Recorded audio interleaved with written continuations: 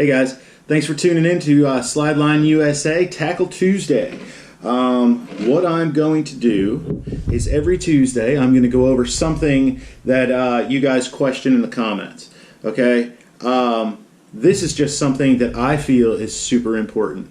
When you're slide fishing, the most detrimental part of actually making the entire system work, it isn't the rod, it isn't the line, it's none of that. It's your weight and how well that weight will sit in the sand but release when a fish picks up your bait.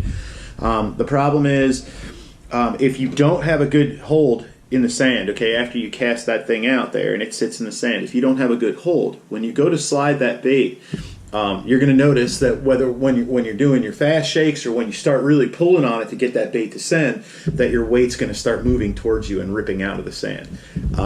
It's a pain and it's horrible because then you have to reel everything in. You got to go ahead and cast it back out. And I had problems with this for a really long time. And then I found some information.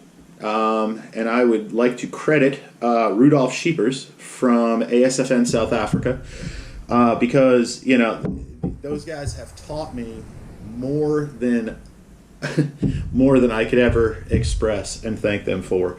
But I'm going to show you this. When you get grapnel sinkers from a store, a tackle shop, okay, you can order Sputniks, you can order them on eBay, you can order them anywhere online, you can buy them in tackle shops. The legs are weak sauce. They are usually really thin. They come with they usually come with a little red bead that you know, sits in a hole. They're junk. I'm sorry, they're junk. They don't hold. Now you can get them to hold if you take, when you fold the legs up, if you take twine or a rubber band and you rubber band those legs on there real tight. The problem is that when a fish picks up, a lot of the times those legs don't want to give out. And if they don't give out, what's happening is that weight is staying in the sand, the fish is running, and the line is going through that slide clip. And when he reaches your 30-pound mono, it breaks. So you want a weight that's going to hold, and I'm going to show you how to do that. So what you do is you get your weights from the store, you get them from wherever. I poured this one just for demonstration. Okay? You'll notice that those holes, okay, those holes are too small. So what we have to do is I take a small drill bit. Now this drill bit is sized to whatever wire you're going to use. I personally use 1.8 millimeter spring steel. Okay, this is spring steel. It doesn't just bend and stay there. You really got to put a little bit of force into it. I order this online, or if you have a place to find it, you can find it. I've used 2 millimeter. It holds a little too well. It doesn't want to give out. It doesn't want to break free.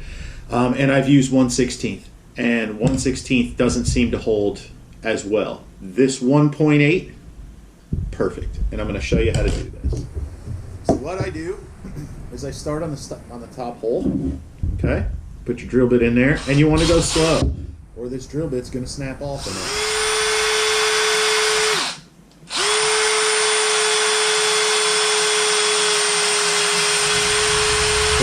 Go halfway through, and then the other side.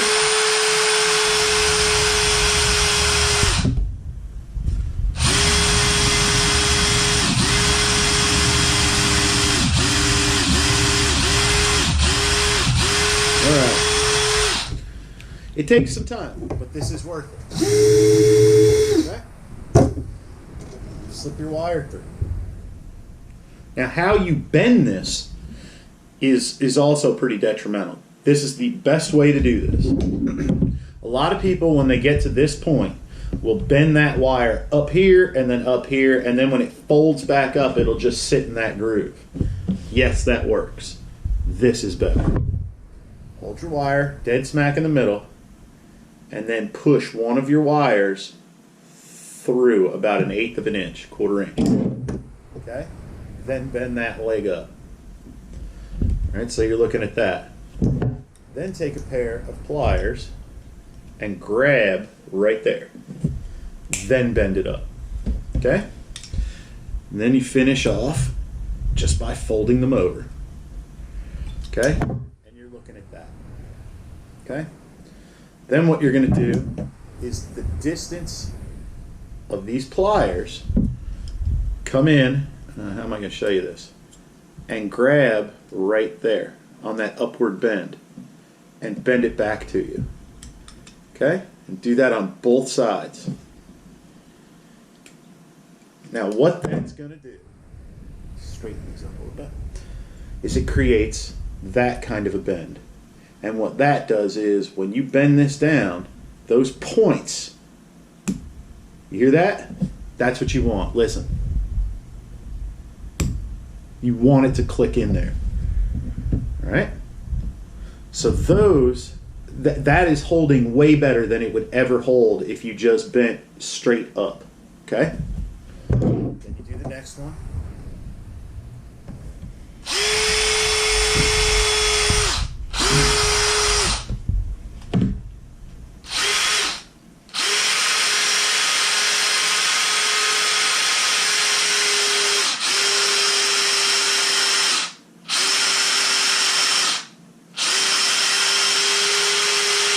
Okay.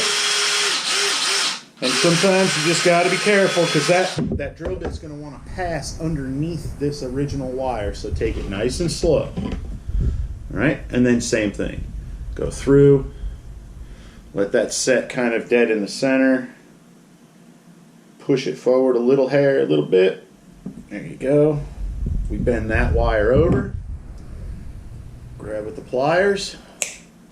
Bend that next one over. Okay, finish off your bends so they're nice and close. Grab there, pull over, next side, pull over, and you've got those little points. Okay, just straighten everything up. Taking the time to do this, guys, I'm telling you, it's worth your time. And then those snap in. And there you go. That's ready to rock. All right? This will make your day so much easier, okay? Way less frustrating, and this is just how I do this. If you have a better way of doing this, go ahead and do it. Actually, leave how you do it in the comments, all right? And, you know, other than that, go out, have fun, catch fish. The size of your fish that you're catching doesn't matter. It's all about the fun. Don't believe the hype. Thank you guys for watching.